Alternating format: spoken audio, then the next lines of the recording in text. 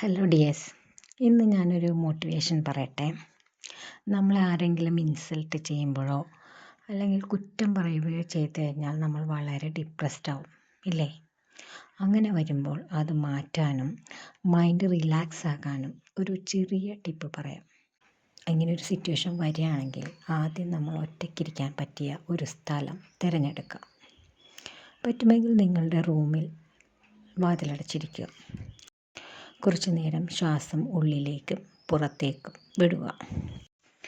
ശ്വാസം നിയന്ത്രണത്തിലായതിനു ശേഷം പതുക്കെ സ്വയം ചോദിക്കുക, എന്താണ് സംഭവിച്ചത്, എങ്ങനെയാണ് സംഭവിച്ചത്?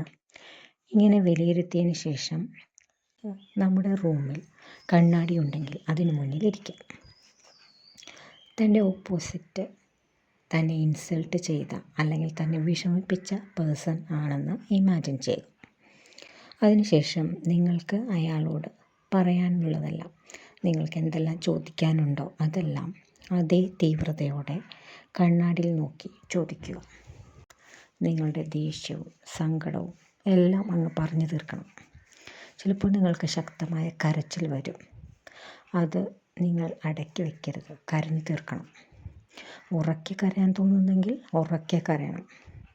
അങ്ങനെയെല്ലാം പറഞ്ഞു കഴിഞ്ഞ് ഇനി മനസ്സിൽ ഒന്നുമില്ല എന്നൊരു സിറ്റുവേഷൻ വരുമ്പോൾ വീണ്ടും റിലാക്സ് ചെയ്യുക.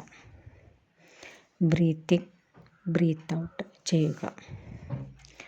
മുറിക്ക് പുറത്തിറങ്ങാം, അല്ലെങ്കിൽ ഇഷ്ടമുള്ള പാട്ട് കേൾക്കാം, ചെടികൾക്കിടയിലൂടെ പൂക്കൾക്കിടയിലൂടെ നടക്കാം.